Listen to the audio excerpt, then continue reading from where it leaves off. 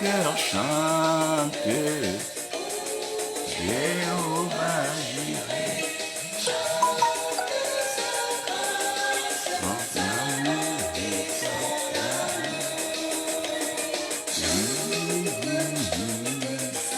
Oh, what a glorious day. We thank you again, Father.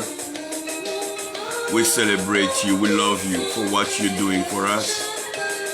Thank you for stretching your hands, making everything straight for our nations, our families. Lord, we thank you for directing the church in the truth, the right way of the revelation of your gospel, preaching the glorious gospel of Jesus Christ.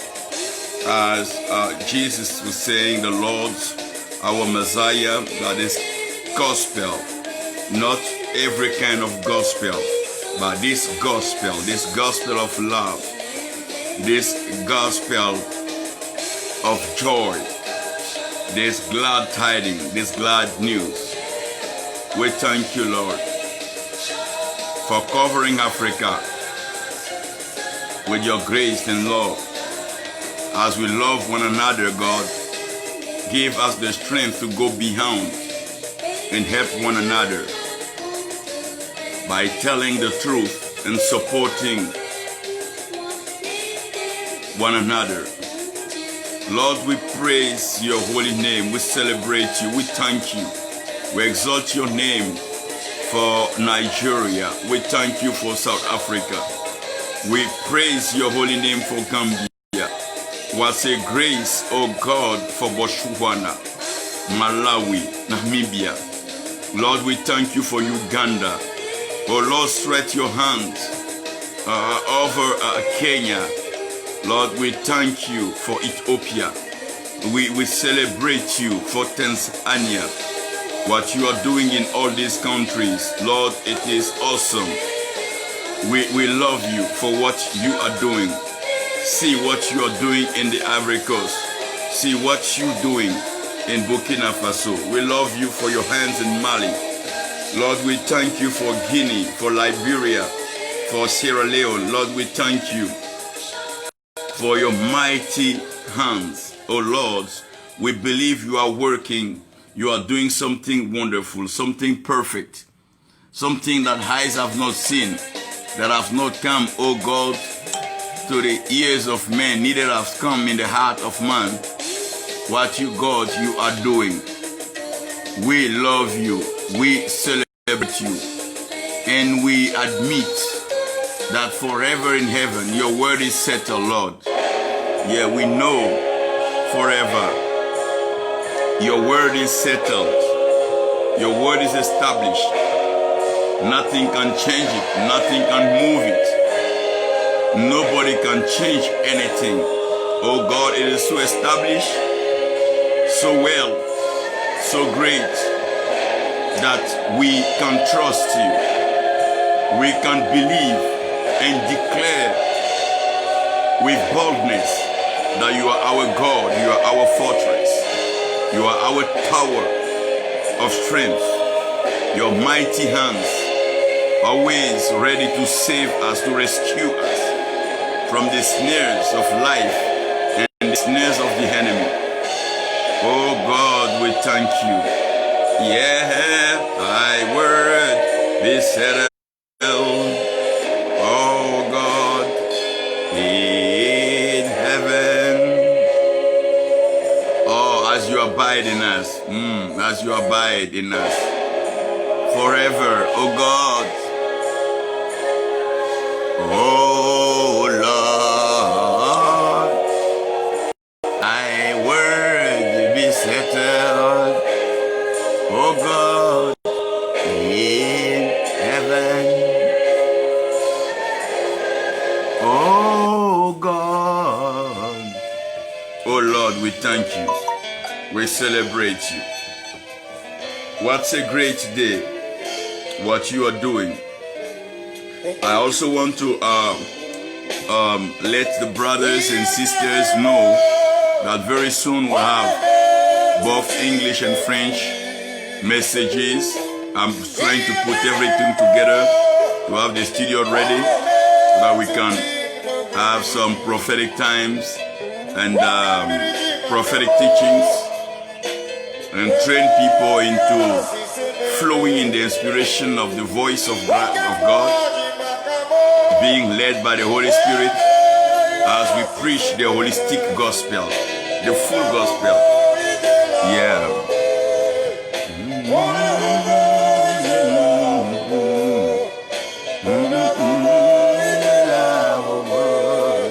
And then every boy is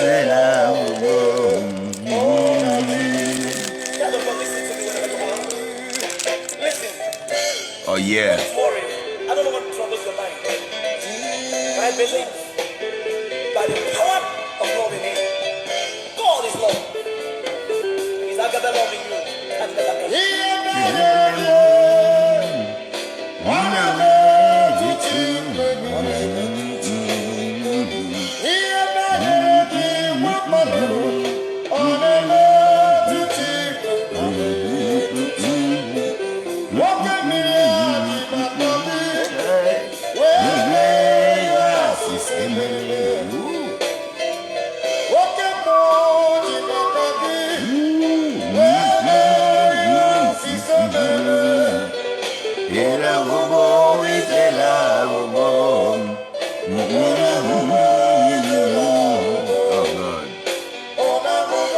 We thank you, we celebrate you.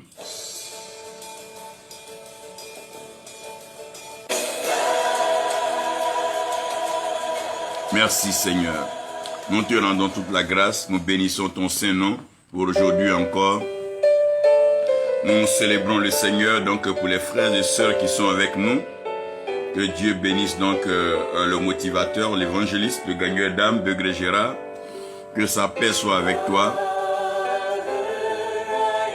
Aujourd'hui, je veux, par la grâce de Dieu,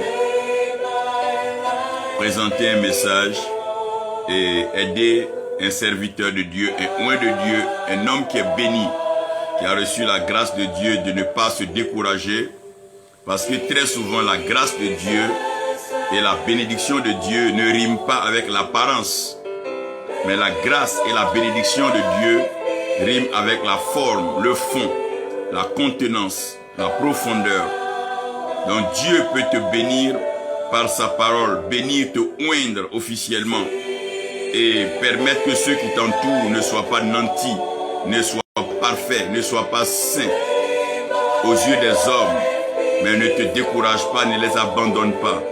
Dieu peut te faire rencontrer un ami, quelqu'un qui est dans la drogue, dans l'alcool. Dieu peut te faire même épouser une femme qui est encore livrée à certaines pratiques mondaines. Mais il faut que vous sachiez une chose. Si vous vous découragez à cause de ce que les hommes ne sont pas saints, mais à quoi consiste alors cette onction? À quoi va consister la grâce que Dieu vous accorde? Si vous désespérez par ce pays, sous l'influence de l'esprit et des ténèbres, du monde des ténèbres, pourquoi est-ce que Dieu vous a fait alors lumière? Si vous devez abandonner parce que vous avez des enfants malades, ou vous devez abandonner parce que votre femme n'enfante pas, en quoi est-ce que vous avez reçu une grâce de la part de Dieu? Si vous devez abandonner parce que votre conjointe n'a pas de moyens pour soutenir votre ministère, en quoi est-ce que Dieu vous a oint? Si vous devez abandonner parce que vous êtes dans une terre difficile, une terre aride, où les gens n'écoutent pas la parole de Dieu, en quoi est-ce que le Seigneur vous a accordé une voix pour pouvoir parler aux nations? Vous devez comprendre que lorsque Dieu te bénit, lorsque Dieu te oint, lorsque Dieu t'a choisi, il va te faire passer par des périodes difficiles. Il va te faire passer par des moments que personne ne peut comprendre. Et les hommes diront, mais si tel est que Dieu l'a béni, si tel est que la grâce de Dieu est sur lui, pourquoi sa vie est comme ça? Pourquoi sa femme est comme ça? Pourquoi ses enfants sont comme ça? Pourquoi son œuvre est comme ça? Vous devez comprendre que ces commentaires des hommes viennent pour provoquer l'onction qui est en vous. En continuant dans votre lancée, priez et intercédez. C'est toujours la fin qui compte et c'est ce qui est devant qui sert de témoignage. Un jour, ces mêmes personnes seront étonnées de voir que ce qu'elles ont blâmé, ce qu'elles ont jugé, ce qu'elles ont rejeté est devenu votre force. Dieu prend les faibles pour en faire des forts Il prend l'indigent de la poussière, il le tire même de la poussière. Mais ça n'empêche pas Dieu de le faire asseoir à la table des rois. C'est vrai que la poussière, elle est salissante. Mais il y a l'eau aussi qui peut modeler la poussière pour en faire argile et boue. Et à partir de la boue, on peut donner la forme qu'on veut. N'abandonnez jamais quand il y a les défis. N'abandonnez jamais quand il y a des problèmes. Tu es un serviteur de Dieu. C'est vrai, la situation actuelle de la Côte d'Ivoire n'est pas favorable. Mais c'est dedans que tu vas trouver le temps d'aller genoux au sol devant l'Éternel et dire, Seigneur, à cause de nous, à cause de ta promesse, Seigneur, à cause de ton choix, à cause de ton alliance avec cette nation, souviens-toi de tes enfants. Préserve tes élus, préserve tes héritiers, préserve tes oins. Et Dieu agira personnellement et Dieu agira de façon extraordinaire. Lorsque je regarde ce monde et quand je lis la Bible, je me rends compte que de plus en plus, quand on avance, le découragement gagne les chrétiens. Mais c'est là que je crois que nous devons même persévérer, que la marque de la bête arrive. Peu importe, que la bête se manifeste, que l'antichrist se manifeste, que les ténèbres se manifestent, ce n'est pas des choses qui normalement devaient freiner l'ardeur de quelqu'un qui a vraiment compris la parole de Dieu. Dieu nous prévient de ces choses-là pour que quand ces choses vont arriver, nous soyons encore plus avancés. La Bible dit que les hommes pourront pour ennemis les hommes de la même maison qu'eux. Ça ne nous dit pas de quitter la maison pour aller habiter en brousse. Mais ça veut dire de rester dans la maison, mais dans une certaine fermeté et dans une certaine assurance avec Dieu. Regardez, ne croyez pas que les Daniel, les Shadrach, Meshach, Abednego ont fait des exploits dans un environnement propice à l'évangile. Non, Nebuchadnezzar n'était pas un roi chrétien. Tous ces rois n'étaient pas des rois chrétiens. Ne pensez pas que les Ézéchiel ont accompli toutes ces paroles prophétiques étant en Israël. Non, ils étaient en captivité. Ils étaient en captivité, ils étaient sous donc la pression, ils étaient sous l'oppression de Babylone. Ils étaient loin de la terre de leur père. Ils étaient même au bord de la rive du fleuve Kébar quand Ézéchiel était en train de parler. Ne pensez pas que tous ceux avec qui Dieu a accompli de grandes œuvres étaient entourés par une chorale, une louange et ils chantaient. Les prophéties que vous voyez dans la Bible, les oracles que les Daniel ont annoncés, ils n'étaient pas accompagnés de tambours, ils n'étaient pas accompagnés de guitare. Ne faites pas de l'évangile une chose facile. Ne faites pas de l'évangile une chose tout préparée, tout donnée. Non, non, non. La grâce n'est pas ainsi. La vraie grâce, quand Dieu te donne une grâce, il peut permettre que tu aies un enfant qui a une malformation. Il peut permettre que tu aies une famille de sorciers. Il peut te permettre de naître dans un village où personne ne connaît Dieu. C'est là que la grâce a sa beauté. C'est là que la grâce a sa valeur. On n'allume pas la lumière quand il fait jour. On n'allume pas la lumière en plein soleil. Non, non, non, on allume la lumière lorsqu'il fait noir et tout est sombre. Et plus il fait noir, la lumière se propage mieux. Vous devez comprendre ici. Nous sommes en train de commettre des erreurs dans cette génération.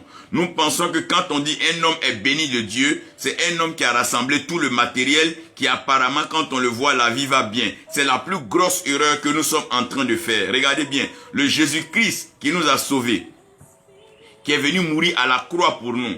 Si on veut fouiller en Israël, on ne trouvera pas la maison qui lui appartient. Si on veut fouiller parmi les femmes d'Israël, on ne verra pas celle qu'il a mariée. Si on veut fouiller parmi les enfants d'Israël, on ne trouvera pas son propre enfant. Si on veut fouiller parmi les lieux qu'il a visités, où il a fait des statues, il a mis des effigies, on ne verra pas cela. Si on veut chercher sa photo, on ne trouvera pas sa photo. Non seulement ça, il n'a pas fini son ministère étant assis dans un fauteuil avec une table, avec tous les mains. Non, il a fini ce ministère sur la terre étant crucifié sur une croix. Et la Bible dit malheur à celui qui est pendu au bois. Donc on a comme l'impression que il est en train de finir dans un malheur. Mais la Bible dit que c'est nos péchés, c'est nos malheurs, c'est notre transgression, c'est notre iniquité qu'il a porté sur lui.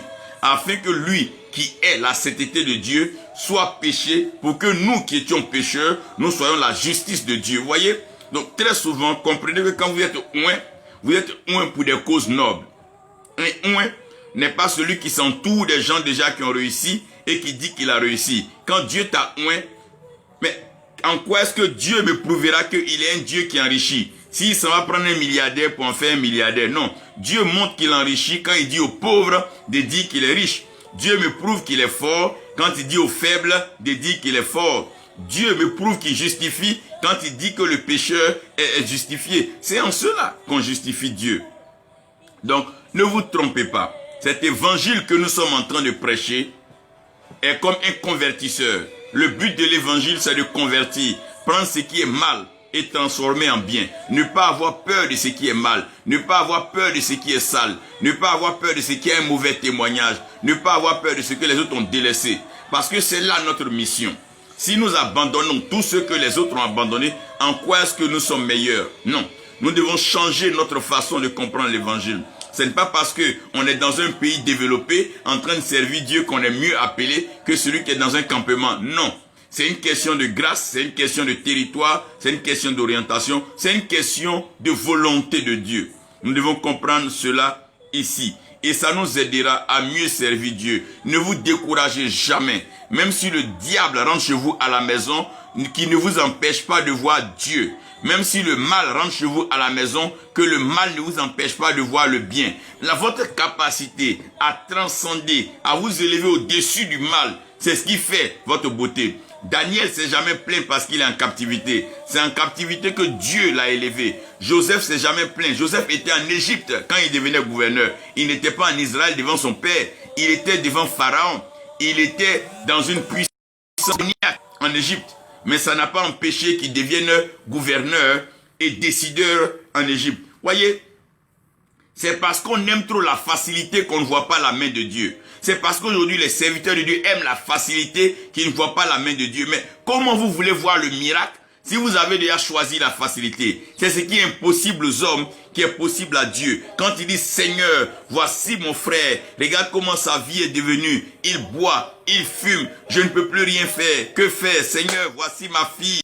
Depuis telle année qu'elle est née, elle n'arrive pas à marcher, elle n'arrive pas à manger, elle n'arrive pas à tout. Seigneur, que faire?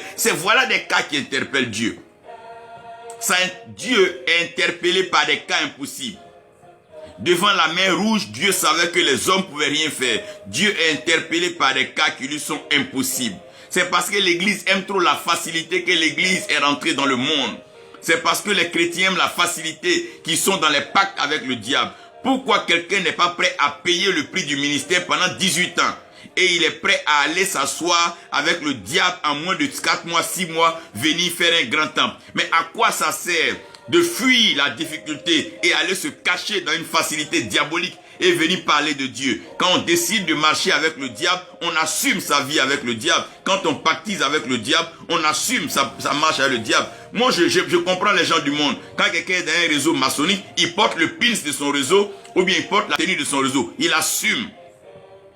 Mais l'église, c'est le lieu de l'hypocrisie. Les gens vont nuitamment pactiser avec le diable et le matin, ils sont habillés en blanc, en train de prétendre faire des signes. Ça n'a rien à voir. Frère, écoutez-moi bien. Les nations que Dieu bénit, Dieu ne les bénit pas dans la facilité. Regardez l'histoire des États-Unis, de l'URSS, de l'Europe. Les grandes nations que vous voyez se sont forgées dans les difficultés. Ne croyez pas que Dieu va venir enlever les gens. Non, c'est pas comme ça. Dieu va nous éprouver. Mais nous devons persévérer dans notre amour pour Dieu et pour les autres. Dieu ne nous envoie pas haïr quelqu'un, prier contre quelqu'un, prier pour la mort d'un leader parce qu'on ne l'aime pas. Non, mais nous devons persévérer en Dieu. Pendant que le diable est en train de nous tirer, nous devons nous accrocher à Dieu. Pendant que le mal est en train de nous entraîner, nous devons nous accrocher à Dieu. Ce monde dans lequel nous vivons est un monde déjà souillé à sa façon. Le mal s'invite même dans la vie des gens. Étant chez toi à la maison, regarde ta télévision, on peut te faire sortir des images impudiques. Des images qui friment même la pudeur. C'est des atteintes propres à la pudeur. Mais tu vas faire quoi? Aujourd'hui, là, ce monde que nous vivons, si nous ne voulons pas assumer notre foi, nous ne voulons pas marcher avec Dieu, ça ne sert à rien. Parce que nous serons éprouvés, nous serons tentés à tous les niveaux.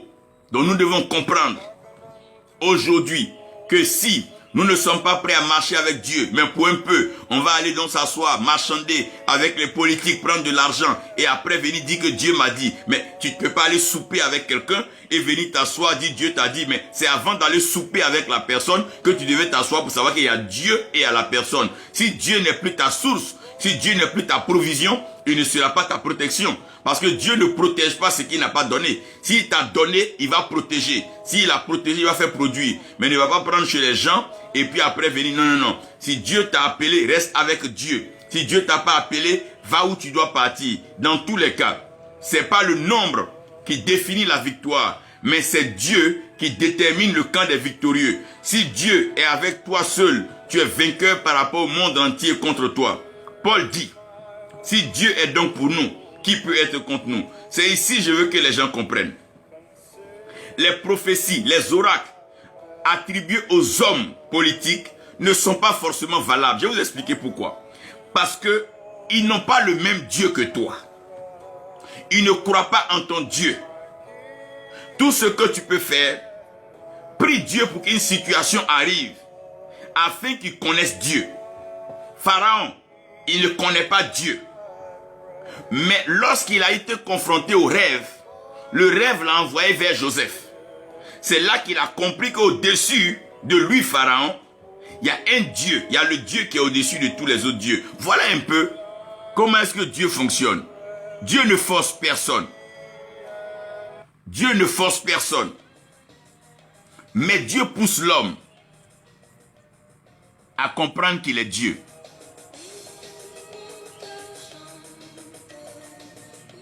Aujourd'hui, je vais vous parler de l'amour qui produit toujours le meilleur pour le bonheur de tous. Lorsque nous aimons Dieu et quand l'amour de Dieu est manifesté en nous, l'amour produit le meilleur pour le bonheur de tous. Ça veut dire que si je t'aime mon frère, l'amour que j'ai pour toi prédispose l'atmosphère, l'environnement pour que ton bonheur se réalise. Donc celui qui ne t'aime pas, même quand il te donne des cadeaux, ces cadeaux-là ne feront pas ton bonheur. Parce que au commencement de tout, c'est le cœur qui doit pouvoir exprimer. La main n'est qu'une continuité, sinon une finalité de l'initiative du cœur. C'est de l'abondance du cœur que la bouche parle. C'est ce que la bouche dit que la main accomplit. Donc, ce n'est pas ce que quelqu'un fait de sa main qui est le plus important. Mais c'est ce qu'il pense dans son cœur. Donc, quelqu'un qui pense bien de toi dans son cœur, il parlera bien de toi derrière comme devant toi. Et toutefois qu'il a l'occasion, il te fera du bien. Parce que c'est ce qui est arrêté dans son cœur. Et le thème que je veux donc partager avec vous, c'est Dieu demeure toujours dans son peuple. Dieu demeure toujours dans son peuple. Dieu demeure toujours dans son peuple. Ce message ne prendra pas un aspect mystérieux, mais je vais vous parler simplement et vous aider à comprendre certaines choses assez simples de la vie chrétienne et de la marche avec Dieu. Dieu demeure toujours dans son peuple. Le peuple d'Israël, quand le peuple était en Israël, en Égypte, Dieu était toujours avec son peuple. Dans le désert, Dieu habitait même permanemment dans son peuple. Dans la terre promise, là même Dieu était présent avec son peuple. Donc nulle part dans la Bible, il est mentionné que Dieu a abandonné son peuple. Dieu peut rejeter un chef. Dieu peut rejeter un roi. Dieu peut rejeter un homme établi. Mais ça ne veut pas dire que Dieu a abandonné son peuple. Dieu ne peut pas abandonner son peuple. Et Dieu ne doit pas abandonner son peuple. Dieu peut corriger son peuple. Dieu peut châtier son peuple. Dieu peut punir son peuple. Dieu peut éprouver son peuple. Mais Dieu ne peut pas abandonner son peuple. C'est pas vrai. Il dit, même si une mère abandonne son enfant et qu'un père abandonnait son enfant, moi l'Éternel, je ne t'oublierai jamais. je ne t'abandonnerai jamais parce que j'ai gravé ton nom sur ma paume. Ça, c'est Esaïe qui dit cela. Lorsque tu retournes en Genèse 12, il dit à Abraham, moi Dieu, Abraham, je te bénirai. Et au travers de toi, la bénédiction que je mets en toi là, toutes les nations, toutes les familles de la terre seront bénies au travers de toi, Abraham. Celui qui te bénit, toi, Abraham, moi-même Dieu, je vais le bénir. Celui qui te maudit, toi, Abraham, moi Dieu, je vais le maudire. Parce que c'est une alliance que je scelle avec toi, Abraham.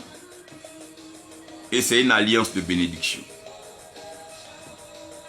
Israël même, que nous connaissons, dont nous parlons tant, où les hommes font de beaux pèlerinages. Mais l'actualité nous explique qu'Israël passe par des crises, des guerres, des troubles à tout moment. Est-ce à dire que Dieu a abandonné son peuple? Dieu n'a pas abandonné son peuple. Côte d'Ivoire, Dieu ne t'a pas abandonné. Nation, Dieu ne t'a jamais abandonné. Afrique, Dieu ne t'a jamais abandonné. Monde, Dieu ne t'a jamais abandonné. Parce que Dieu demeure dans son peuple. Psaume 91, du verset 1 au verset 16. J'aime bien le psaume 91 parce que les gens aiment utiliser le psaume 91 dans les temps de difficultés, dans les temps de problèmes, dans les temps de crise, dans les temps de guerre, dans les temps de galère, dans les temps de misère, dans les temps de survie. Lorsque ça devient difficile, quand ça devient compliqué. Et ma question c'est que le peuple se souvient de Dieu dès qu'il y a un problème. Quand le problème est réglé, chacun va à Dieu. Le peuple n'appelle Dieu que quand c'est difficile. C'est le peuple qui abandonne Dieu et qui revient à Dieu. Mais Dieu, il est le même hier, aujourd'hui et éternellement. La Bible dit, si quelqu'un peut nous copier même le psaume 91 pour que les gens regardent. Pour poster, ça les aidera mieux. Que Dieu bénisse sa servante, le nom Cécile Marie Nyaoré. Que Dieu vous bénisse. Écoutez-moi bien ici. La notion de Dieu a été mal comprise. C'est voilà d'ailleurs pourquoi les religions ont des problèmes. Parce qu'ils n'ont pas compris cette affaire de Dieu. Si cette affaire de Dieu doit se résumer en matériel, j'ai eu ceci, si c'est en ce que la divinité doit être exprimée, c'est que nous avons perdu totalement la définition et même le fondement de la divinité. Avant même que les hommes ne soient, Dieu a toujours été. Donc Dieu, il est créateur. Non seulement il est créateur, mais il est père. Comment justifier sa paternité s'il n'a pas d'enfant? Et comment avoir des enfants qui ne te ressemblent pas? Et un père qui n'a pas d'enfant, mais qui a déjà tous les trésors, n'aura pas d'héritier. Donc ce n'est pas l'homme qui parle à Dieu, mais c'est Dieu lui-même qui trouve utile pour la continuité de sa gestion, de son administration. C'est Dieu même qui trouve utile pour la beauté de la création d'envoyer la créature. Et parmi toute la créature, il choisit de faire l'homme à son image et selon sa ressemblance. Donc toi et moi, on n'a pas prié pour être image et ressemblance de Dieu. Toi et moi, on n'a pas demandé à Dieu de souffler dans nos narines le souffle de vie. Toi et moi, on n'a pas demandé à Dieu de nous former de la poussière de la terre. Toi et moi, on n'a pas demandé à Dieu de nous bénir de toutes les bénédictions. C'est Dieu lui-même qui a pris de son propre chef. C'est Dieu qui a décidé. Genèse 1, verset 26, Dieu dit, faisons l'homme à notre image. C'est Dieu qui dit. Donc Dieu n'a aucun problème avec ce que l'homme peut faire, avec ce que l'homme peut devenir. Mais c'est lui qui a la responsabilité de créer l'homme. C'est lui qui a créé l'homme et c'est lui qui est responsable de l'homme. Malheureusement, c'est que le peuple que Dieu a créé, l'homme que Dieu a créé, voulait voir Dieu comme Dieu le voit. Donc l'homme voulait voir Dieu comme Dieu le voit. Ce qui fait que Dieu voit l'homme, mais l'homme n'arrive pas à voir Dieu parce que Dieu, il est invisible. L'homme, il est visible. Donc l'homme veut arriver à voir Dieu comme Dieu est. Donc Lucifer vient dans le jardin, après avoir été précipité, devenu maintenant Satan, dont le serpent.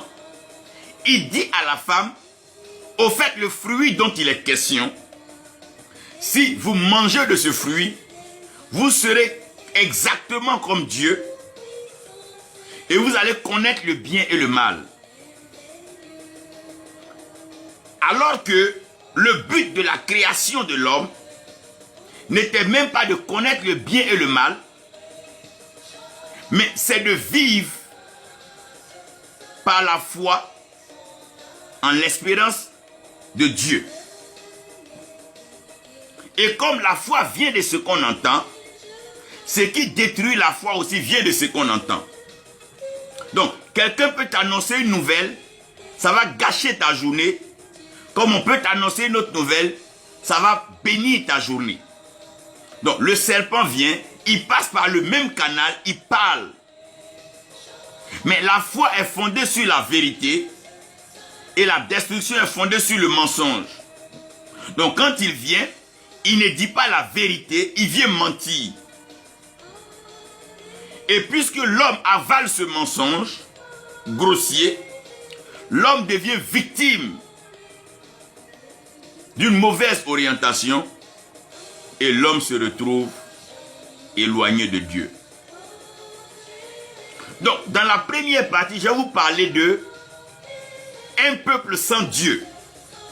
Vous allez reconnaître comment une nation est sans Dieu. Et comment un peuple est sans Dieu. Comment une famille est sans Dieu. Comment un homme est sans Dieu. La première des choses, quand une personne est sans Dieu ou un peuple est sans Dieu, il y a une absence de vie. C'est-à-dire que ce peuple existe, mais ce peuple ne vit pas. Ce peuple est là, mais le peuple n'arrive pas à se mouvoir. Le peuple n'arrive pas à avoir sa liberté. Parce que là où il y a l'esprit, il y a la vie. Là où il y a l'esprit, il y a la liberté. Donc, si vous voyez que dans un peuple, dans une nation, il n'y a pas de liberté, il n'y a pas de vie, il n'y a pas de mouvement, ça veut dire qu'il n'y a pas de Dieu. Ce peuple-là est sans Dieu. La première des choses, l'absence de vie. Ça veut dire quoi? On est terrorisé, on a peur, on est coincé, on ne peut pas vivre. On n'est pas épanoui. On ne se réjouit pas, il n'y a pas de vie. On ne sent pas la vie. Ça veut dire que Dieu souffla dans les narines de l'homme un souffle de vie et l'homme devient une âme vivante. Donc lorsqu'il y a la présence de Dieu, la vie est constatée. Mais quand il n'y a pas de Dieu, il n'y a pas de vie. On existe, on est comme des robots. On est téléguidé par la peur. On est téléguidé par la terreur. Ça, ce n'est pas la vie. C'est un peuple sans Dieu. Un peuple qui n'a pas de Dieu est un peuple sans vie. L'absence de la vie prouve qu'il n'y a pas de Dieu. Si vous partez dans un lieu qu'il n'y a pas de vie, c'est qu'il n'y a pas de Dieu. David dit que Dieu est le Dieu des vivants. Et la Bible dit qu'un chien qui est vivant est mieux qu'un lion qui est mort. Parce que pour le chien qui est vivant, il y a de l'espoir. Il est donné à l'homme de vivre une seule fois, après vient le jugement. Donc le salut est facteur de la vie. C'est pendant que tu vis que tu peux accepter, pendant que tu vis que tu peux sélectionner qui sera ton Seigneur et Sauveur. C'est pour ça, là où il n'y a pas de vie, il n'y a pas de Dieu. Ça, Jésus pouvait dire, laissez les morts enterrer les morts. Parce que là où il y a les morts, il n'y a pas de Dieu là-bas. Dieu n'est pas le Dieu des morts. Dieu est le Dieu des vivants. Donc un peuple sans Dieu est un peuple sans vie. Les gens survivent. Les gens naviguent dans le flou. Chacun a peur. Chacun est terré chez lui. Peut même pas dire ce qu'on pense. Peut même pas dire ce qu'il voit qui est vrai. Peut pas dire la vérité. C'est un peuple sans Dieu. La deuxième chose, un peuple sans Dieu, on sent l'absence d'une alliance. L'absence d'une alliance. Parce que quand tu es en alliance avec Dieu, l'alliance stipule que quand tu es menacé, quand tu es en danger, ton allié doit te défendre. On ne va pas en guerre sans allié. On ne va pas en guerre sans alliance.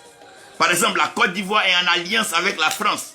Si une nation étrangère attaque la Côte d'Ivoire, la France d'office elle-même s'engage dans la bataille. Nous avons vu pendant la guerre mondiale, il y avait les alliés et puis donc les trois autres qui étaient de l'autre côté. Donc c'est une question d'alliance. Un peuple sans Dieu est un peuple sans alliance. Un peuple sans Dieu est d'abord un peuple sans vie et après un peuple sans alliance. Quand tu vois des gens qui n'ont pas d'alliance, un peuple qui n'a pas d'alliance n'a pas un jour au ciel où dans cette nation on peut parler de Dieu. Il y a une journée pour la femme, il y a une journée pour les enfants, il y a une journée pour les droits de temps, il y a une journée pour temps. Mais il n'y a pas une journée de la commémoration de l'alliance avec Dieu. Il n'y a pas une journée où la nation tout entière se retrouve pour reconnaître que l'Éternel est Dieu. Un peuple sans Dieu est un peuple sans alliance. Alors que les gens doivent comprendre qu'il n'y a pas de promesse sans alliance. C'est parce que tu es en alliance avec une personne que tes promesses peuvent être tenues. Mais si tu n'es pas en alliance avec quelqu'un, tu ne lui fais pas de promesses. Et si tu ne tiens pas les promesses, il va te poursuivre. Donc un peuple sans alliance est un peuple sans promesse. Un peuple sans promesse.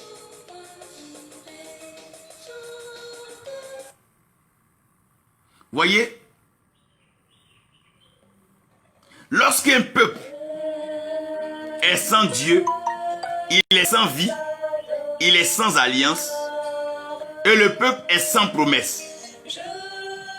Alors que la Bible dit que toutes les promesses en Jésus-Christ sont oui et amen. Donc Dieu ne change jamais sa promesse. Écoutez-moi bien, il y a une différence entre la prophétie et la promesse.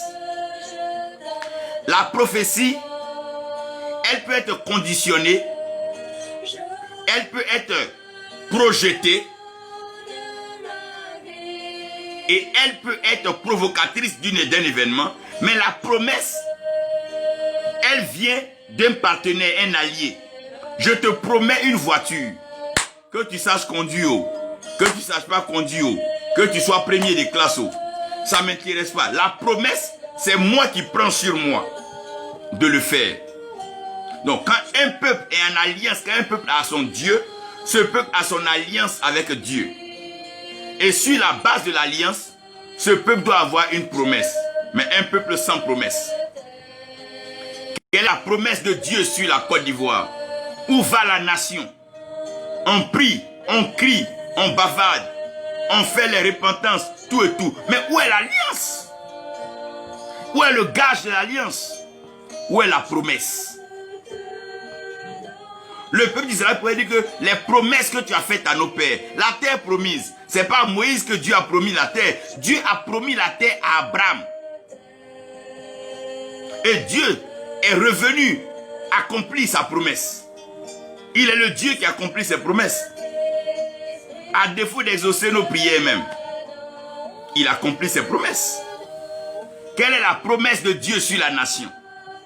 Qu'est-ce que Dieu a promis à cette nation? Interrogez les pères, interrogez les grands-pères, interrogez les archevêques, interrogez les papes, interrogez-leur. Quelle est la promesse de Dieu sur la nation? Tout ce qu'on entend raconter, tel va mourir, on n'a pas besoin de ça. Quelle est la promesse de Dieu sur la nation? On n'est pas un problème d'homme. On a un problème de nation et un problème de peuple, un problème de Dieu. Les hommes passent. Quelle est la promesse de Dieu sur la nation? Vous qui priez, qui jeûnez là, quelle est la promesse de Dieu sur la nation? Je ne vous dis pas de motiver par des bonnes phrases, non. C'est une promesse. Dieu dit à Abraham, j'envoie tes enfants en esclavage. Après 400 ans, je les fais sortir de là, je les envoie dans la terre que je leur ai promis. Voilà, ça c'est une promesse. C'est pour la promesse là que Dieu agit. Un peuple sans promesse est un peuple sans repère. Parce que la promesse, elle au moins, elle t'oriente. Si la promesse est à gauche, ça veut dire que si je marche, je dois tourner à gauche. Si la promesse est à droite, quand je marche, je dois tourner à droite. Quand la promesse se trouve devant moi, je vais tout droit. Si la promesse est derrière moi, je dois reculer. Mais quand tu n'as pas de promesse, mais tu es désordonné dans tes pas. Tantôt on vient ici, tantôt on vient là, tantôt on dit tel sera président, tantôt on dit non, Dieu a rejeté tel, tantôt, mais finalement là, on va vers où? Quel est le repère? On n'a qu'à prier comment? Bon, on se répand pour la nation. On n'a qu'à prier pour qui? On n'a qu'à prier vers comment? Voilà le vrai problème. Parce qu'il n'y a pas de repère. On fait des jeûnes et prières, on donne des orientations générales, prions pour la nation. Mais les gens prient tout pour la nation. Dites-moi, peuple, aidez-moi aujourd'hui à comprendre. Quel est ce peuple qui a un Dieu qui n'entend pas la voix de son Dieu? Alors qu'il avait dit, heureuse la nation dont l'Éternel est Dieu. Maintenant, quelle est cette nation dont l'Éternel est Dieu et les fils ne font que fuir pour aller à l'étranger? Chaque jour, on regorge des morts ça et là. Les gens ont peur, on ferme des temples comme on veut. On entre dans des temples et on menace même des pasteurs. Mais où vous avez vu ces choses? Pourquoi? Parce que ces pasteurs sont allés mendier un peu de pain, un peu de portions, un peu de clés de voiture. Mais où est cette nation où l'Éternel est Dieu et puis on laisse Dieu pour aller voir Baal, où on laisse Dieu pour aller faire des fétiches, où on laisse Dieu pour aller prendre des bagues au Bénin en Asie? Quel est ce peuple qui a un Dieu? Quel est ce peuple qui a un Dieu qui n'a pas de vie? Quel est ce peuple qui va vendre son âme au diable pour présenter des richesses, pour présenter le bling bling? Quel est ce peuple? C'est un peuple sans Dieu. C'est un peuple sans Dieu. Ne cherchez pas à me convaincre. Non. Je ne veux même pas qu'on m'amène là. Un peuple qui, dès qu'il a un problème, commence à compter sur les hommes politiques. Comment des hommes peuvent compter sur la promesse d'un homme politique? Ça veut dire qu'ils n'ont pas de Dieu. Comment je peux laisser Dieu et puis écouter la parole d'un politicien? Comment je peux laisser Dieu et puis compter sur la parole d'un mortel comme moi? Comment je peux laisser Dieu et puis m'appuyer sur la promesse d'un homme qui a faiblesse comme moi? Vous avez dit malheur à celui qui met sa confiance en l'homme. Tout homme à un grand H. Malheur à celui qui met sa confiance en l'homme. Comment toute une nation peut penser qu'un vieux va les délivrer? Vous pensez de quoi? La gloire va repartir à un homme. Si c'est Dieu qui doit délivrer, alors que l'Éternel soit Dieu. Mais si c'est Baal qui doit délivrer, que Baal soit Dieu. Vous devez comprendre ici. Ici, aidez-moi à vous expliquer. Ne nous trompons pas. On ne se moque pas de Dieu. Chaque nation moissonnera ce qu'elle a semé. Si c'est l'Éternel qui est ton Dieu, on saura. Si c'est la magie qui est ton Dieu, on saura. Si c'est le fétichisme, la sorcellerie qui est ton Dieu, on saura. Comment vous pouvez concevoir que quand il y a un problème dans une nation, on ne cherche pas à interroger Dieu? Les David, là, quand ils partaient en guerre, là, ils partaient interroger Dieu. Mais attends, on ne va pas rester dans cette affaire de jeûne de prière. On jeûne à qui? On prie qui? Le problème, ce n'est pas le jeûne, la prière. Le problème, c'est régler le problème de Dieu. Une fois que le problème de Dieu est réglé, la chose va finir. En Égypte, là, ils n'ont pas jeûné, ils n'ont pas prié. Ils ont crié seulement à Dieu. Dieu est venu intervenir. C'est une question d'avoir un Dieu ou ne pas avoir un Dieu. Quand tu vas dans un pays et tu n'as pas de famille, tu vas à l'hôtel. Mais quand tu as une famille, on vient te chercher à l'aéroport. On t'envoie à la maison, ton repas est déjà préparé. Mais quel est ce peuple qui pense qu'il est venu lui-même sur la terre, c'est lui qui doit fabriquer son Dieu? Avant que les peuples ne soient Dieu, a toujours été Dieu. Un peuple sans Dieu. Absence de vie, absence d'alliance, absence de promesse, absence de repère. Quand il n'y a pas de repère, le plus riche devient père. Celui qui a un grand temple devient père. Celui qui voyage beaucoup devient père. Celui qui arrive à rassembler une foule devient père. Celui qui s'impose devient père. Ça veut dire que quand il n'y a pas de repère, mais tout le monde est père. Quand il n'y a pas de repère, tout le monde parle. Quand il n'y a pas de repère, tout le monde bavarde. Les enfants bavardent. Dans le bruit, dans le cafouillage, chacun dit Dieu m'a dit. L'autre dit Dieu dit tel va être président. Le même Dieu ne peut pas vous montrer au moins 4 différents présidents pour un même pays à un seul scrutin. Ah! De grâce. De grâce. Ce Dieu unique qui respecte l'unicité, ce Dieu qui est un, c'est lui qui va vous montrer tous ces... Attends, laissons le délire. Mais, si il y a un peuple sans Dieu, je vais vous expliquer pourquoi Dieu ne peut pas être sans peuple. Un Dieu sans peuple est semblable à un héritage sans héritier. Si vous lisez la Bible, vous allez comprendre que la plus précieuse préoccupation d'Abraham n'était pas la bénédiction. Abraham est béni. Mais Abraham a appelé Dieu, puis ils sont en alliance. Il dit Dieu. Et ça dit que moi, Abraham, je n'aurai pas d'héritier. Et que c'est Éliazar de Damas, mon serviteur. C'est lui qui va hériter de mes biens. Cette parole a fait méditer l'Éternel.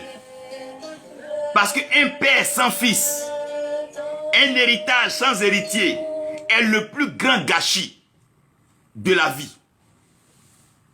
Je me demande aujourd'hui ce qu'Oufo Boigny doit être en train de se dire dans sa tombe. Il n'y a rien qui fait plus mal quand tu t'es battu pour réaliser, accomplir de grandes œuvres et tu n'as pas des héritiers qui peuvent s'asseoir, méditer, conjuguer leurs efforts pour multiplier l'héritage pour les enfants et les petits-enfants. Ça c'est la plus grosse tragédie.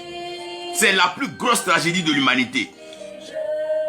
Quand tu vas dans des villages, tu vois des gros châteaux, il n'y a personne dedans. Tout le monde a déserté, tout le monde est en ville. S'il n'y a que les renards, les cafards, les serpents, les reptiles dedans. Ça, c'est le plus grand gâchis. Donc Dieu, c'est que la terre lui appartient, le monde lui appartient, l'or et l'argent lui appartiennent. Dieu a forcément besoin d'héritiers. Donc, Dieu ne peut pas ne pas avoir un peuple. C'est pas possible. Parce que Dieu sait que l'héritage a besoin d'héritiers. La deuxième chose, pourquoi Dieu ne peut pas dire qu'il ne peut pas avoir de peuple, c'est que Dieu a créé la terre pour les fils des hommes. Dieu a fait la terre pour les fils des hommes. Mais puisque Dieu, il est Dieu, et qu'il règne dans le ciel, et que la terre est son marchepied, qui va venir habiter la terre s'il n'y a pas d'homme? Donc Dieu déjà en faisant la terre, il avait en pensée envoyer les fils de l'homme pour être des ambassadeurs. Donc Dieu avait déjà pensé avoir un peuple. C'est pour ça que Paul dit il est ambassadeur de Christ. Nous sommes des ambassadeurs de Dieu. Nous sommes l'ambassade du royaume céleste sur la terre. Parce qu'une ambassade sans ambassadeur, elle ne fonctionne pas. Donc, c'est nous qui signons les dossiers sur la terre et Dieu vérifie au ciel. Il dit ce que nous lions sur la terre est lié au ciel. Ce que nous délions sur la terre est délié au ciel. Ben, nous sommes des ambassadeurs. Notre signature compte, notre parole compte, notre mot compte. Et Dieu compte sur nous. C'est pour ça qu'il a soufflé dans nos narines. Il n'a pas soufflé dans les narines des serpents, des éléphants, des autres animaux. Mais il a soufflé dans nos narines. La troisième chose, pourquoi Dieu a besoin d'avoir un peuple, c'est qu'il n'y a pas de succès sans successeur. Mais comment on va savoir que des grandes choses ont été faites s'il n'y a pas de peuple? Donc Dieu sait qu'il a besoin de maintenir le succès. C'est pour ça que la Bible dit que le Dieu d'Abraham, le Dieu d'Isaac, le Dieu de Jacob et le Dieu de nos pères. Ils ne sont pas en train de dire que le Dieu d'Abraham est différent du Dieu d'Isaac, qui est différent du Dieu de Jacob et qui est différent du Dieu de leur père. Ils sont en train de dire simplement, ils sont en train de dire clairement que le même Dieu qui a été avec Abraham, c'est le même Dieu qui est avec Isaac, c'est le même Dieu qui est avec Jacob, c'est le même Dieu qui est avec donc le patriarche et c'est le même Dieu qui est avec eux. Parce que Dieu a toujours besoin d'un peuple. C'est pas Abraham qui allait dire Dieu, je veux te représenter sur la terre. Non, non, non. C'est Dieu qui est venu vers Abraham. Il dit, je ferai de toi mon peuple. Je ferai de toi une nation. Je te bénirai. C'est Dieu. La dernière chose, si Dieu n'a pas de peuple, qui témoignera de ses œuvres? Si Dieu n'a pas de peuple, qui va rendre témoignage de ce que Dieu a fait? Si Dieu n'a pas de fils, Dieu n'a pas de fille, Dieu n'a pas d'ambassadeur, il n'a pas de messager, il n'a pas d'adorateur, qui va témoigner des œuvres de Dieu? Qui va contempler la mer pour rendre gloire à Dieu? Qui va contempler les étoiles et rendre gloire à Dieu? Qui va voir l'étendue de la terre, la végétation, le relief et rendre gloire à Dieu? Qui va voir l'élévation des montagnes et rendre gloire à Dieu? Qui va témoigner des bienfaits de l'Éternel? Qui chantera les cantiques de l'Éternel? Si Dieu n'a pas de peuple, qui chantera la gloire de l'Éternel? Qui célébrera l'Éternel? Qui montera à la montagne de l'Éternel pour aller lui offrir le sacrifice? Si Dieu n'a pas un peuple, comment est-ce que le monde connaîtra Dieu? Si Dieu n'a pas un peuple, qui criera sa sainteté? Qui criera Saint, Saint, Saint est l'Éternel des armées? Si Dieu n'a pas de peuple, qui va propager le succès céleste sur la terre? Si Dieu n'a pas de peuple, qui va alors recevoir la pluie du ciel? La Bible dit que l'homme n'avait pas encore été créé pour cultiver la terre. Aucune goutte de pluie n'était tombée sur la terre parce que Dieu envoie la pluie à cause des hommes. Et la pluie est la bénédiction, l'abondance que Dieu répand sur la terre. Frère, Dieu a prévu l'homme, Dieu a prévu son peuple, Dieu a prévu son peuple. Comme tout bon voyageur qui prépare son trolley avant de voyager, avant d'entamer la mission sur la terre, Dieu avait prévu son peuple. Dieu a un peuple vrai, un peuple saint, un peuple sans rides, sans taches, un peuple gardé précieusement, lavé dans le sang de l'agneau, emmailloté et enveloppé par la puissance du Saint-Esprit. Dieu a un peuple frère, Dieu a un peuple sœur. Tu cherches le peuple de Dieu? Oui, Dieu a un peuple. Dieu a un peuple. Dieu a ses oints, Dieu a ses prophètes, Dieu a ses messagers, Dieu a ses ambassadeurs. Dieu! Sinon, à quoi servira cet héritage? Quel est qui occupera cette belle ambassade, cette terre belle, avec les îles, avec cette verdure, la plage? Qui allait jouir de tout ça? Comment on allait pouvoir quantifier le succès? Où est-ce que Dieu allait tirer le témoignage? Dieu ne peut pas rester sans peuple. Façon, les nations d'Europe ne peuvent pas rester sans colonie en Afrique. Dieu ne peut pas rester sans peuple. La différence entre les colons et Dieu, c'est que les colons profitent de leur colonie. Mais Dieu permet à son peuple de profiter de ce qu'il est. Dieu est déjà Dieu. Dieu n'a pas faim. Dieu n'a pas besoin d'argent. Dieu n'a pas besoin de célébrité. Il n'a pas besoin de gloire. Il est déjà tout ça. Dieu n'a pas besoin de lumière. Il est déjà lumière. Il cherche juste J'aime cette parabole du royaume où la Bible parle du grand festin qui a été organisé et on a envoyé inviter des gens partout. Dieu a déjà ce qu'il faut. Dieu dispose de tout ce qu'il faut. Il est en lui-même la provision. Il est en lui-même la protection, la production. Il est en lui-même la transformation. Il ne cherche que des gens. Il ne cherche que des gens pour venir à lui. Je lui dis, laissez venir à moi les petits enfants, car le royaume des cieux est à eux. Seulement, un peuple qui n'a pas conscience de son Dieu pense que Dieu n'est pas conscient qu'il est son peuple. Ce n'est pas parce que tu ne vois pas Dieu que Dieu ne te voit pas. Non, non. Ce n'est pas parce que tu es à terre et tu n'arrives pas au ciel que le ciel n'arrive pas sur la terre. Non, non. Ce n'est pas parce que ta main écoute, elle ne peut pas aller loin dans le ciel que la main de Dieu écoute. Non. Ce n'est pas parce que tes oreilles sont limitées, tu n'entends pas ce qui se passe de l'autre côté du monde, que Dieu n'entend pas. Non. Ce n'est pas parce que tes yeux sont limités, tu ne vois pas plus loin que le bout de ton nez, que Dieu ne voit pas plus loin. Non. Ce n'est pas parce que ta parole ne porte pas loin, que Dieu ne parle pas loin. Frère, lorsque Dieu habite parmi son peuple,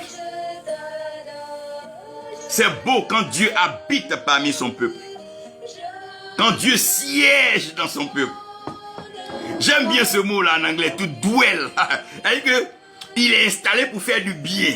Il est assis pour faire du bien. To abide. C'est-à-dire que c'est comme si, c'est-à-dire que il s'installe et même il se met à l'aise. Dieu prend plaisir à vivre dans son peuple. Parce qu'un roi sans son peuple n'est rien. Un chef sans son peuple n'est rien. Un leader sans son peuple n'est rien. Donc Dieu prend plaisir à siéger dans son peuple.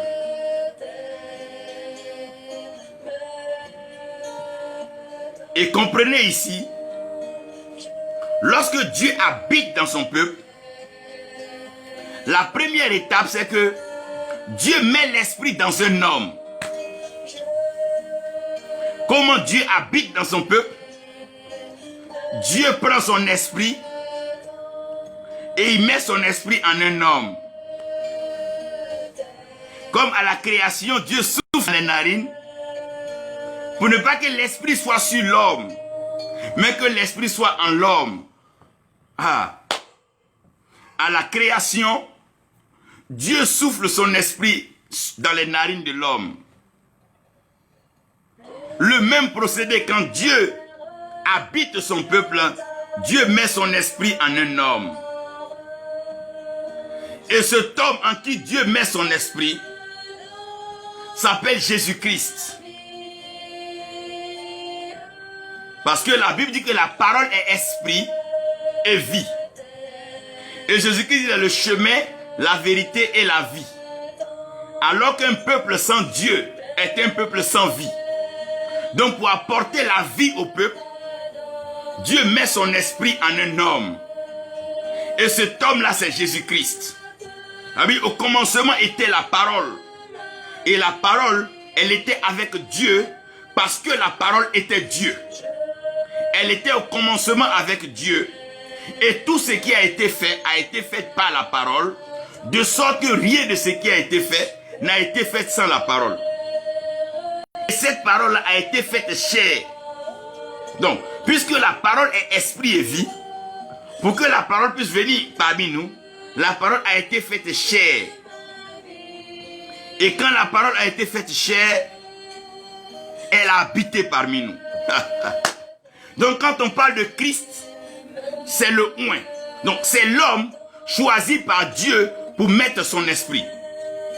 Et Paul dit dans Colossiens que car en Jésus-Christ habite corporellement toute la plénitude de la divinité. Donc la plénitude de l'esprit est en lui. Donc Dieu met son esprit en un homme. Et il met cet homme-là dans une famille. Quand Dieu met son esprit en un homme, il met cet homme dans une famille. Donc, quand Dieu met son esprit en Jésus-Christ, Jésus-Christ est mis dans une famille. Et cette famille-là, c'est la famille des croyants. C'est la famille des saints.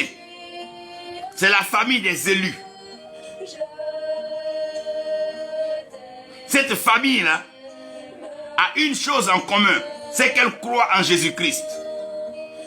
Donc tous ceux qui croient en Jésus-Christ appartiennent à la famille des croyants. C'est ceux-là qu'on appelle les croyants. Tous ceux qui doivent appartenir à cette famille n'ont pas besoin de payer une cotisation, n'ont pas besoin d'être beaux, n'ont pas besoin d'être grands, n'ont pas besoin d'être puissants. Ils ont juste besoin d'accepter cet esprit mis en l'homme, Jésus-Christ, d'accepter que Jésus-Christ est le Fils unique du Dieu vivant. Ils doivent accepter que ce Jésus-Christ-là, il est le Seigneur, il est le Sauveur de l'humanité. Ils doivent accepter que ce Jésus-Christ-là, c'est lui qui est venu saint, sans péché, pur, et qui a offert son sang en sacrifice pour le rachat de nos vies.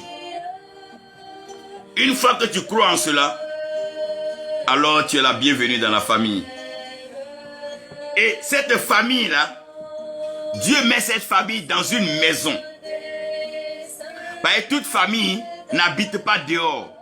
Une famille habite dans une maison.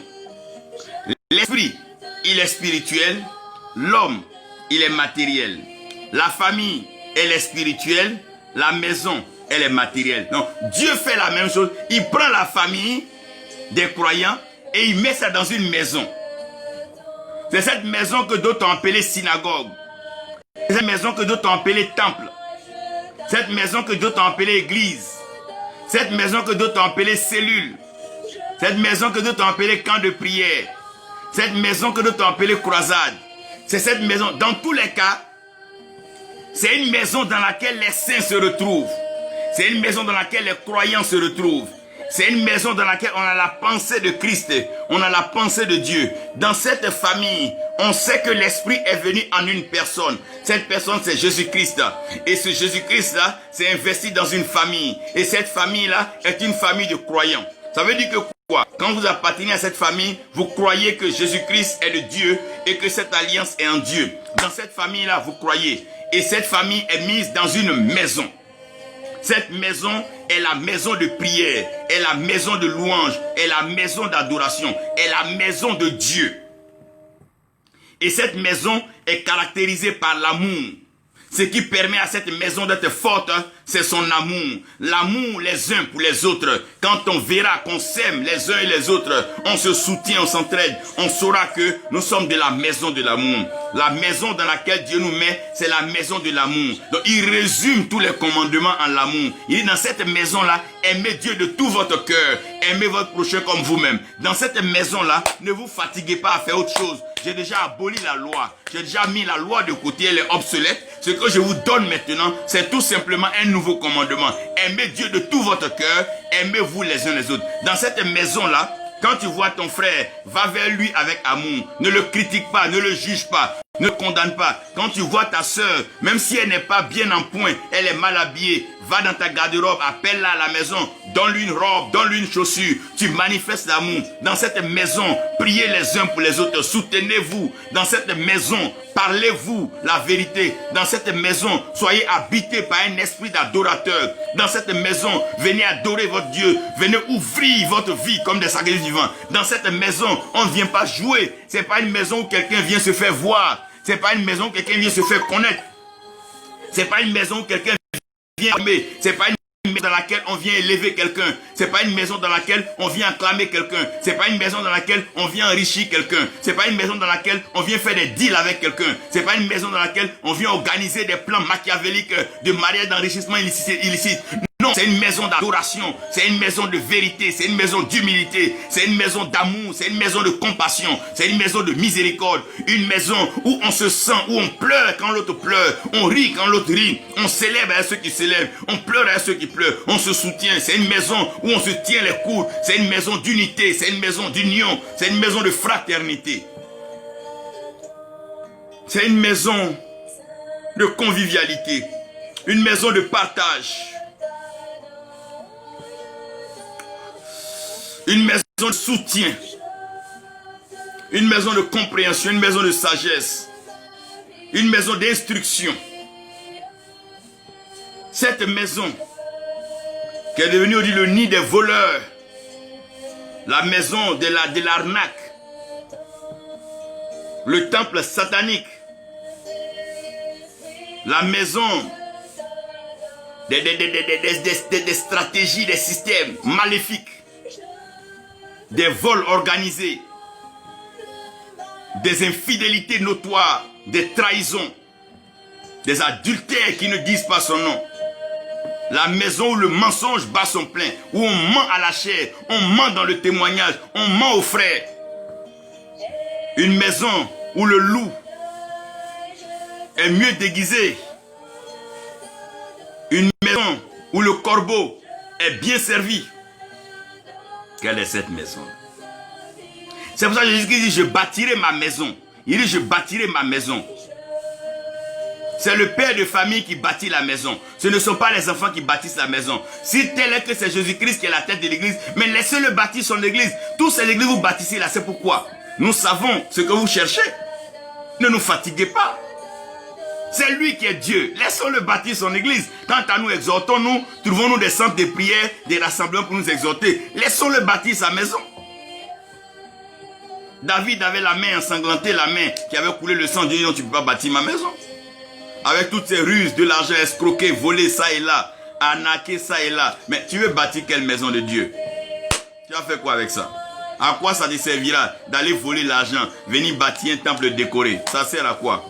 À quoi ça te servira d'aller voler l'argent des pauvres malheureux et de venir placer l'argent à une église? Ça sert à quoi? Mais c'est un jeu. Ne vous trompez pas, on ne se moque pas de Dieu. Dieu ne peut pas accepter un instrument volé de la maison de Satan pour faire sa gloire. Dieu est trop puissant. Croyez-vous que Dieu n'a pas la provision pour sa vision?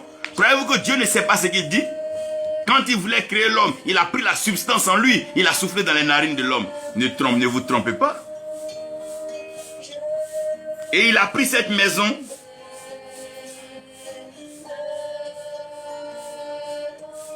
Il a mis cette maison dans le monde. Il a pris cette maison-là, il a mis la maison dans le monde. Mais nous voulons que ce soit le monde qui nous trouve à l'église. Mais le monde va te trouver à l'église quand? Il a pris la maison, il a mis la maison dans le monde. Cette maison est une maison mobile.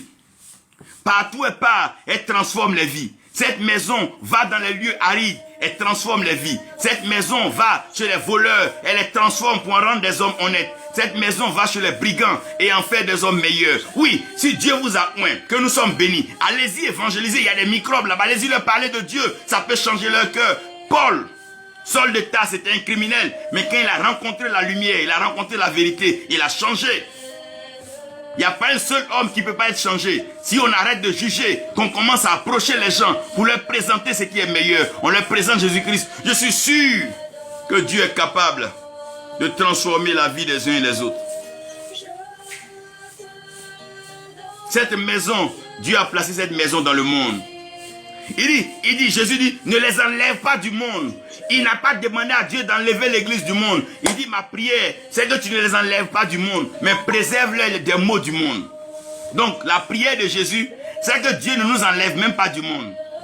Il n'a qu'à nous laisser dans le monde, mais il n'a qu'à nous préserver des maux du monde. Dieu nous a mis dans le monde pour éclairer le monde.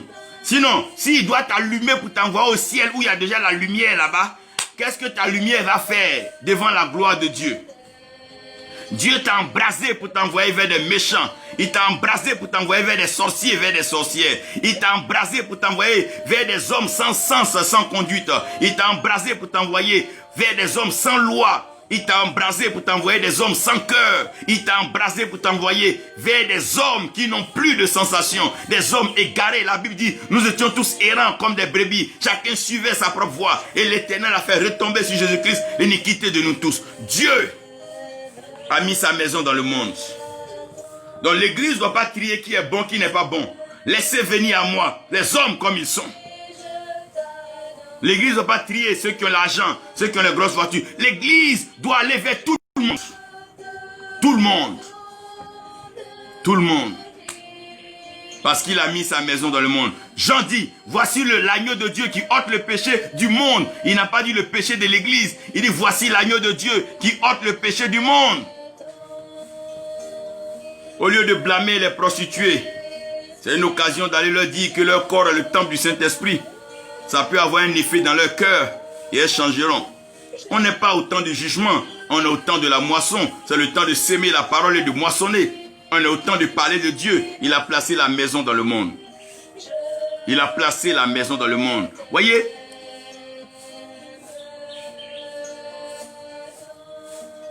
Maintenant, lorsque Dieu habite dans son peuple, le vrai problème maintenant, c'est est-ce que le peuple connaît son Dieu? Tu peux habiter sur un trésor ou au milieu d'un trésor sans connaître ce trésor. Certains ont fui des pays ou des quartiers où d'autres sont restés pour être bénis. Des gens ont fui des relations qui ont béni d'autres. Des gens ont fui des conseils qui ont béni d'autres. Frère, es-tu conscient du trésor que tu transportes? Connais-tu ton Dieu? Dieu dit, Daniel, quant à toi, ferme le livre. Ceux qui connaîtront leur Dieu, ceux qui connaîtront leur Dieu, ceux qui connaîtront leur Dieu, serviteur Bégré, écoute-moi très bien. Josué Kogo, écoute-moi bien. Ceux qui connaîtront leur Dieu, parce qu'il nous met dans le monde, pas pour connaître le monde, mais il nous met dans le monde pour révéler le Dieu qui nous a tirés du monde. Il nous met dans le monde parce qu'il sait que le monde ne pourra plus rien contre nous. Jean pouvait dire, petits enfants, ne craignez rien, car vous avez déjà triomphé du monde. Vous avez déjà triomphé du monde. Et ce qui triomphe donc de ce monde-là, c'est votre foi. Et votre foi est placée en qui? En Jésus-Christ. Mais vous ne pouvez pas révéler au monde celui que vous ne connaissez pas. La première des choses, c'est que la connaissance de Dieu met fin au doute et à la peur. Quand tu connais Dieu, tu ne doutes plus et tu n'as plus peur. David connaît son Dieu. David sait que Goliath est fort, mais Dieu est plus fort que lui. David sait que Goliath parle, mais Dieu parle plus fort que lui. Non. David sait que Goliath court, mais Dieu est plus rapide que lui. Qui est plus habile que Dieu? Lui qui a donné la vitesse au jaguar, au guépard. Qui est plus habile que Dieu? Lui qui a donné la capacité à l'aigle de voler. Qui est plus habile que Dieu? Qui est plus haut que Dieu? La Bible appelle le Très-Haut, elle est lion. Qui est comme Dieu? C'est vrai que l'Amérique est puissante, mais Dieu est plus puissant. Ceux qui connaissent leur Dieu ne doutent plus, n'ont plus peur. David n'a même pas douté dans son cœur. Il dit, laissez-moi tuer Goliath et on passera à autre chose. Il est tellement sûr même qu'il dit, ben, celui qui le tue là, on lui donne quoi? Il n'a pas dit, je vais essayer de le tuer. Je vais tenter. Il dit non, je le tue. Je donne sa tête aux oiseaux du ciel. Pourquoi? Parce que les oiseaux sont les premiers à louer Dieu les matins. Et la vie, les oiseaux du ciel ne sèment pas et ne moissonnent pas. Donc David est en train d'approvisionner les oiseaux. Il dit, coupe la tête de Goliath et il donne aux oiseaux du ciel. En d'autres termes, David veut inviter la faveur du ciel, la faveur du vent dans ce combat. Si c'est aux oiseaux du ciel qui va donner la tête, les oiseaux, oh mon Dieu, doivent saturer le ciel dans sa faveur. Frère, c'est pas que tu ne sais pas connaître ton Dieu. Tu ne sais pas lui donner ton cœur. Tu ne sais pas lui donner ton amour. Tu ne sais pas lui donner tes biens. Tu ne connais pas ton Dieu. C'est pas que tu ne connais pas ton Dieu que tu cours derrière les marabouts, les féticheurs. C'est pas que tu ne connais pas ton Dieu que tu cours ça et là derrière les gens. Quand tu connais ton Dieu, oh mon Dieu, tu ne doutes point et tu n'as pas peur. Quand tu connais ton Dieu, mon frère, tu ne doutes pas et tu n'as pas peur. Même si les hommes te condamnent, ton Dieu va te libérer. Si les hommes te tuent, ton Dieu va te ressusciter. Si les hommes t'appauvrissent, ton Dieu va t'enrichir. Si les hommes t'affaiblissent, ton Dieu te rendra fort. Si les hommes te chassent, ton Dieu va t'établir, ils vont t'acclamer. Les mêmes qui vont t'insulter, ton Dieu t'élèvera, ils vont se prosterner devant toi.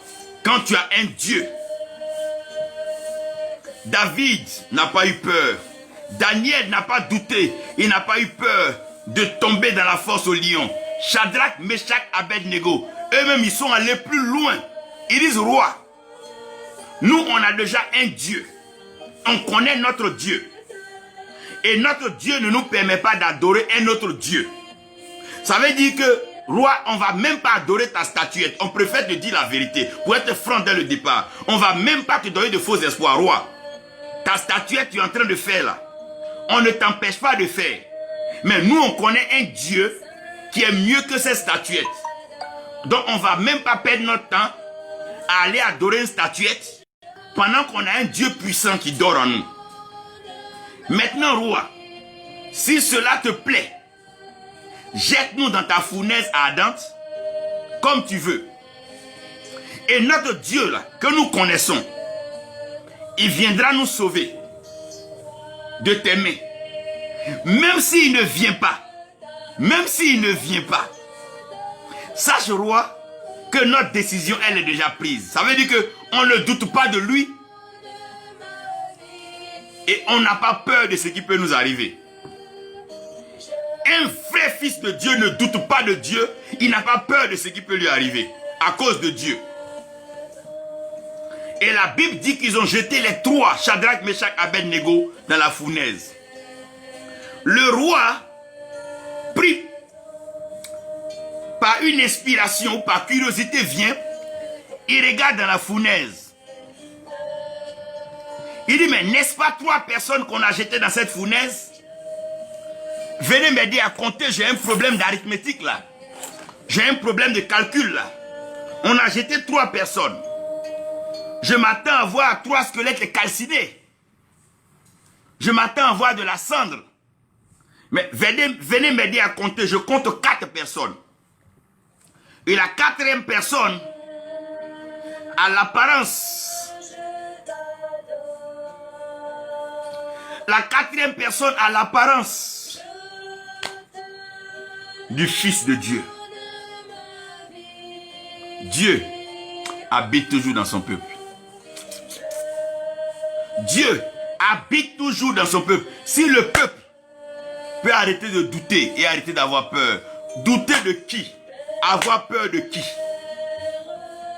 Douter de qui? Avoir peur de qui? Dieu habite dans son peuple. La deuxième évidence. Sinon, la troisième, j'ai groupé 2. Quand un peuple connaît son Dieu, il ne doute plus, il n'a plus peur. Même quand tu n'as pas d'argent, tu crois que Dieu va te bénir. Même quand personne ne vient vers toi, tu sais que Dieu va te nourrir. Parce qu'il est Dieu, il a promis. C'est sa promesse. À ce stade-là, ce n'est plus tes efforts, c'est sa promesse. Dieu tient ses promesses. Tient ses promesses. Qui suit? La troisième, c'est que tu n'es plus coupable. Tu ne sens plus de culpabilité. Mais un peuple qui est toujours en train de se repentir. Mais vous êtes coupable de quoi? Pour se repentir, il faut être coupable de quelque chose. Tu es coupable de quoi? La Bible dit que qui accusera les élus de Dieu? Dieu les a justifiés. Il les a justifiés par le sang de Jésus. Bon, depuis là, on est en train de se confesser, se repentir. On est coupable de quoi? On est coupable de quoi? La Côte d'Ivoire est coupable de quoi? Les nations sont coupables de quoi? Amener les nations à connaître Dieu. C'est pas parce que ton cœur bat que tu as fait des choses de mal. Est-ce que le cœur peut pas battre? Est-ce parce que malheur t'est arrivé que tu es coupable? Ça veut dire que le malheur arrive très souvent au juste. C'est ne pas connaître Dieu, tout ça là. Pourquoi non, on a qu'à connaître Dieu d'abord. Quelle est la promesse? C'est la promesse qu'on ne connaît pas là qui est notre problème. La culpabilité. Tout le monde est coupable. Non, c'est parce que tel n'a pas gêné. C'est pas ça le vrai problème. C'est pas ça le vrai problème. Jésus par son sang nous a justifiés. Quand on dit même on est coupable, c'est comme si on remettait en cause l'œuvre expiatoire du sang de Jésus-Christ. C'est même diabolique. C'est seulement si on dit on n'a pas péché là qu'on est menteur. Mais si on dit aussi que le sang de Jésus ne l'a pas lavé, ça aussi on est menteur. C'est vrai qu'on a péché, mais le sang de Jésus-Christ nous a lavé. Ça aussi c'est une vérité, c'est un fait. Et la quatrième chose, c'est le complexe. Quand on ne connaît pas Dieu, on est complexé. Pourquoi être complexé devant un ministre? Pourquoi être complexé devant un président? Pourquoi être complexé devant un maire? Pourquoi être complexé devant un député? C'est des élus du peuple. C'est le peuple qui les a élus. On peut leur parler. On peut échanger avec eux. Ils ont des enfants avec qui ils parlent. Ils ont une femme avec qui ils parlent. Ils ont une famille avec qui ils échangent. Mais pourquoi être complexé? Pourquoi être complexé parce que je parle à un ministre? Pourquoi être complexé? On peut se regarder dans les yeux, monsieur le président. Je n'approuve pas certaines choses parce que je crois qu'on aurait pu faire ceci et cela. Il va voir. Si ça cale et ça colle à son programme, il appliquera. Il me dira, ben tiens, le jour que tu auras l'occasion d'être au pouvoir, tu appliqueras cela. Mais moi, voilà ce que je peux faire. C'est une bonne idée, mais je ne peux pas réaliser. Il faut qu'on le change. Il faut que le peuple arrête d'avoir peur des hommes. Joseph parlait à un pharaon. Pharaon ne l'a pas tué. Daniel parlait à Nebuchadnezzar. Il n'est pas mort. C'est un problème de complexe. Non, nous on n'a pas grande église. Qui t'a dit on a besoin d'avoir grande église? Parler au roi. David n'avait pas une église, il avait un petit troupeau. Ses frères lui ont dit où tu as laissé le petit troupeau. Il avait un petit troupeau, mais il a parlé à Saül. Il allait tuer Goliath. Pourquoi est-ce qu'on a tant de complexes? Non, comme je n'ai pas fait de grands voyages. Une fois que tu connais la vérité, tu peux l'exposer à la sagesse. Le complexe d'infériorité. Tout ce qui est en train de tuer les chrétiens aujourd'hui, c'est le complexe d'infériorité. Non, si je n'ai pas une voiture, on dira je ne suis pas pasteur. C'est le complexe. C'est le complexe. Jésus avait combien de voitures? Il avait combien de maisons? Mais c'est des choses, c'est des complexes. Mais je ne dis pas que ce n'est pas des choses importantes. Elles sont très importantes. Mais elles ne sont pas la preuve qu'on connaît Dieu. Parce qu'un païen peut avoir cela. Celui même qui fabrique les voitures, mais peut ne pas être chrétien. Peut ne peut pas connaître Dieu. Mais je suis en train de vous parler de quand Dieu habite le son. Un peuple qui a un Dieu n'est pas complexé. Regarde Shadrach, Meshach, Abednego. Ils n'ont pas parlé à des intermédiaires. Ils ont parlé au roi directement. Ils ont parlé au roi directement. Ils disent, roi, ton affaire de statuette là, ça t'engage. Mais nous avons un Dieu que nous adorons. Donc, quelqu'un peut se lever pour aller dire, ou bien aller, dire, monsieur le président, je souhaiterais vous parler. Je trouve que telle saison a été bien gérée, mais telle saison risque d'être à conflit. Donc, réfléchissons par 3 fois avant de nous engager. Ça, c'est ma proposition, c'est ma suggestion. Si demain, il s'engage qu'il a des problèmes, dire, ah, tel m'avait dit, ou bien tel m'avait prévenu, il reviendra même vers toi pour dire, ah, vraiment, tu parles de la part de Dieu. Mais si les gens l'encouragent, non, va, il n'y a rien, et puis il y a quelque chose, il va dire, vous m'avez trompé. Donc, à la fin, toujours, la vérité, là, on reviendra toujours à elle. Le mensonge a bien couru, faire des acrobaties, prendre l'ascenseur, se défendre, mais vers la fin, là, on s'assoit pour écouter la vérité. Ça rougit les yeux, mais heureusement, ça ne les casse pas. Le complexe a fait que des gens ont vendu le sacerdoce, vendu leur appel, monnayé leurs dons. Ils sont devenus vides, des marchands d'illusions, des vendeurs d'illusions, des vendeurs de prophéties, vendeurs de tout ce qui se trouve dans le temple. Ils ont dépourvu le temple de toute sa substance, de son fondement. Jésus-Christ n'est plus prêché. À cause du complexe, ils ont leurs grandes photos. C'est eux qu'on doit voir. C'est devant eux qu'on doit venir se prosterner. C'est devant eux que tout le monde doit venir s'agenouiller. Mais depuis quand tu es Dieu? Depuis quand es-tu devenu le Christ? Encore moins, depuis quand tu es devenu le Saint-Esprit? Parce que tu as une chair que je vois. L'esprit n'a pas de chair ni de sang. D'où viennent ces choses? C'est le complexe. C'est le complexe qui pousse l'homme à toutes ces choses. Lorsque un peuple connaît son Dieu, alors c'est le début des exploits et des grandes œuvres. Quand tu n'as pas peur de quelqu'un dont tout le monde a peur, lui-même te respecte. Regarde quand tu marches à Bobo la nuit, et puis les gens viennent contre toi, puis toi tu marches, et même ils te respectent. Ça veut dire quoi? C'est celui devant qui tu as peur que tu donnes un courage de te poursuivre. Mais celui devant qui tu n'as pas peur, lui-même il réfléchit. Pourquoi les autres ont peur et moi je n'ai pas peur? Il réfléchit.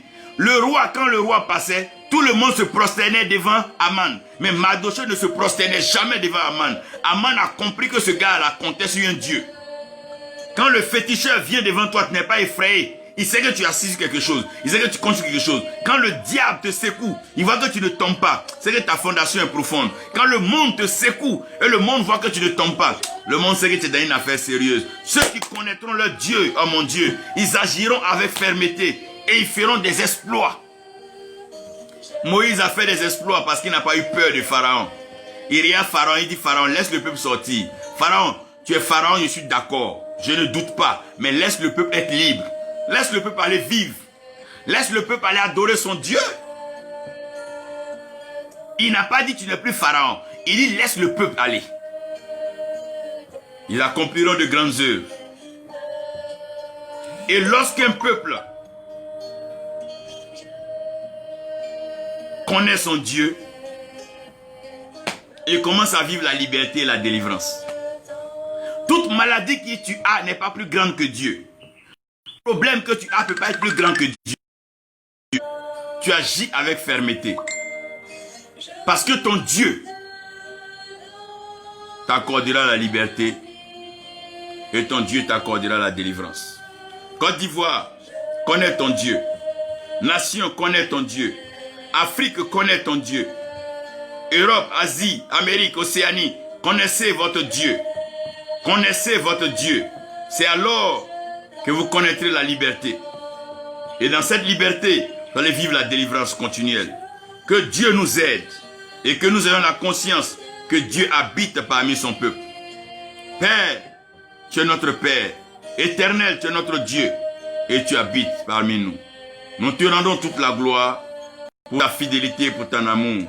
Merci Seigneur, au nom de Jésus-Christ. Amen. Que Dieu vous bénisse et que le peuple arrive à connaître son Dieu. C'est le temps d'amener le peuple à connaître son Dieu. Arrêtez de parler de guerre, de crise, de marche, de ça au peuple. Parlez-leur de leur Dieu. Quand le peuple connaîtra son Dieu, le peuple n'aura plus peur, le peuple ne doutera plus, le peuple ne sera plus coupable, le peuple ne sera plus complexé. Le peuple va commencer à faire des exploits et de grandes choses. C'est alors que le peuple va commencer à vivre la liberté et la délivrance va venir. Merci Seigneur pour ta fidélité. Au nom de Jésus-Christ. Amen.